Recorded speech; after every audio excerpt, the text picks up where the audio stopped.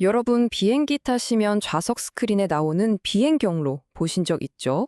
늘 이렇게 부드러운 곡선이잖아요. 이걸 보면서 아니 왜 직선으로 안 가고 굳이 돌아가지? 이런 생각 한 번쯤 해보시지 않았나요? 분명 학교에서 두 점 사이의 최단 거리는 직선이라고 배웠는데 말이에요. 오늘 바로 그 숨겨진 비밀을 한번 파헤쳐보겠습니다. 자, 그럼 바로 본론으로 들어가서 제가 퀴즈 하나 내볼게요. 여러분이 지금 캐나다 밴쿠버에서 러시아 모스크바로 가는 비행기를 탔다고 한번 상상해 보세요. 어떻게 가는 게 가장 빠른 길일까요? 에이, 당연히 직선이죠. 이렇게 생각하셨죠? 맞아요. 지금 지도에 보이는 것처럼 자를 대고 그냥 쭉 그은 이 빨간 선. 보통 상식적으로는 이게 정답이어야 하잖아요. 딱 봐도 제일 짧아 보이니까요. 하지만 땡! 정답이 아닙니다. 진짜 놀랍게도 말이죠. 지도 위에서 직선으로 보이는 저 길이 실제로는 훨씬 더 멀리 돌아가는 길이라는 사실 알고 계셨나요? 바로 이게 수세기 동안 항해사들을 괴롭혔던 항해사의 딜레마라는 겁니다. 생각해보세요. 둥그런 3D 지구를 평평한 2D 종이에 억지로 구겨 넣으려니 이런 문제가 생기는 거죠. 우리의 직관이 이 평평한 지도 때문에 어떻게 현실을 오해하게 되는지 지금부터 제대로 알려드릴게요. 자, 그럼 진짜 지름길은 대체 뭘까요? 그 정답은 바로 대권 항로, 영어로는 Great Circle Route라고 부르는 개념에 있습니다. 대권이라는 단어가 좀 어렵게 들리실 수도 있는데 생각보다 되게 간단해요. 자, 지구가 커다란 오렌지라고 상상해 보세요. 그 오렌지의 정중앙, 그러니까 C가 있는 중심을 통과하도록 칼로 딱 자르면 생기는 그 단면 있죠? 그게 바로 대권이에요.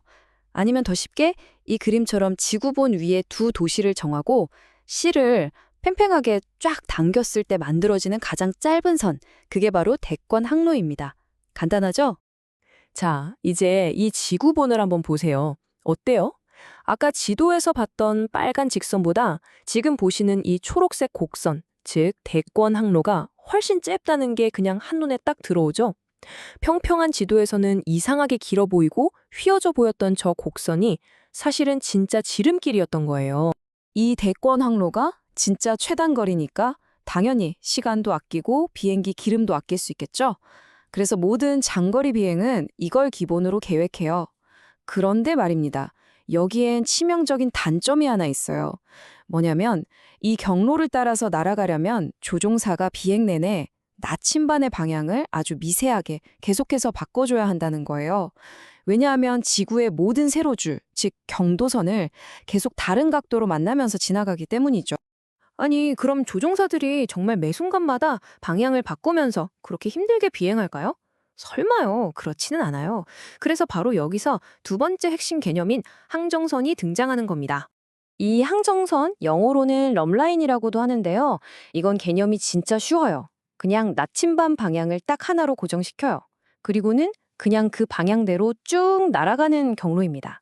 그러니까 지구의 모든 세로줄, 경도선을 항상 똑같은 각도로 만나면서 지나가는 선인 거죠. 그래서 우리가 보통 보는 이런 비행 지도, 이걸 전문 용어로 메르카토르 도법 지도라고 하거든요. 이 지도 위에서는 항정선이 보시는 것처럼 아주 완벽한 직선으로 나타납니다. 정말 심플하고 명쾌하죠. 그러니까 항정선의 장단점은 이제 확실히 아시겠죠? 조종하기는 정말 편하고 간단하지만 거리는 대권 항로보다 훨씬 길어진다는 거. 결국 편리함이냐, 효율성이냐. 이 둘 사이에 트레이드오프가 있는 셈입니다. 자, 이제 좀 궁금해지시죠? 아니 대체 왜 이 두 경로가 지도 위에서는 이렇게 다르게 보이는 걸까요? 왜 최단 거리는 곡선으로 보이고 돌아가는 길은 직선으로 보여서 우리 눈을 속이는 걸까요? 그 비밀은 바로 지도 자체에 숨어 있습니다. 좋아요. 그럼 지금까지 나온 내용을 한번 중간 정리를 해볼게요. 대권은 최단 거리, 하지만 방향이 계속 바뀌고 지도에선 곡선으로 보이죠. 반면에 항정선은 거리는 더 길지만 방향은 항상 일정하고 지도에선 아주 깔끔한 직선으로 보인다는 거. 딱 이 차이입니다. 그렇다면 진짜 핵심 질문은 이거죠. 도대체 왜 우리가 쓰는 지도는 진짜 지름길인 대권은 이상한 곡선으로 보여주고 오히려 더 먼 길인 항정선을 떡하니 직선으로 보여줘서 우리를 이렇게 헷갈리게 만드는 걸까요?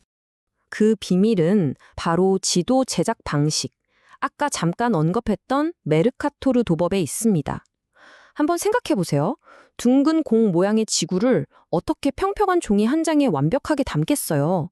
당연히 어딘가는 찢어지거나 늘어날 수밖에 없겠죠? 이 메르카토르 도법은 마치 지구의 원통 모양의 전등갓을 씌우고 안에서 빛을 쏴서 그 그림자를 평면에 옮기는 것과 같아요. 그러다 보니까 적도 부근은 크기가 얼추 맞는데 위쪽, 그러니까 북극이나 남극 쪽으로 갈수록 땅이 고무줄처럼 어마어마하게 뻥튀기 돼서 보이는 겁니다. 바로 이 왜곡 때문에 벌어지는 일이에요. 방향이 일정한 항정선은 이 지도 위에서 아주 반듯한 직선으로 그려지고요. 반대로 실제 최단거리인 대권 항로는 그 왜곡을 그대로 반영해서 저렇게 북극적으로 쭉 휘어지는 이상한 곡선처럼 보이게 되는 겁니다. 그러니까 사실 지도가 우리를 속이려고 한 건 아니고요. 둥근 세상을 평평하게 보여주기 위한 어쩔 수 없는 타협의 결과물이었던 거죠. 자, 이제 거의 다 왔습니다. 마지막 퍼즐 조각을 맞춰볼 시간이에요. 그럼 실제 조종사들은 이 두 가지, 대권과 항정선을 어떻게 똑똑하게 활용해서 비행을 하는 걸까요? 정답은 놀랍게도 둘 다 사용한다입니다. 그 핵심이 바로 이 한 문장에 담겨 있어요. 비행 계획은 대권 항로를 따라서 짜고 실제 비행은 항정선을 참조한다. 이게 대체 무슨 소릴까요? 계획이랑 실제 비행이 다르다고요? 아주 기가 막히게 영리한 방법이 숨어 있습니다. 자, 보세요. 첫째, 일단 전체적인 큰 그림, 즉 비행 경로는 가장 짧은 대권 항로로 쫙 그려요. 둘째, 이 거대한 곡선을 아주 잘게, 마치 케이크 자르듯이 쪼개는 겁니다. 그렇게 해서 수많은 짧은 직선, 즉 항정선 구간들로 만드는 거죠. 그리고 마지막으로 조종사는 이 짧은 직선 구간 하나하나를 따라서 비행을 해요. 그리고 한 구간이 끝날 때마다 다음 직선 구간을 향해서 방향을 살짝살짝 틀어주는 거죠. 결국 이게 뭐냐면 대권 항로가 가진 효율성과 항정선이 가진 단순함이라는 두 마리 토끼를 다 잡는 정말 완벽한 타협인 셈이에요.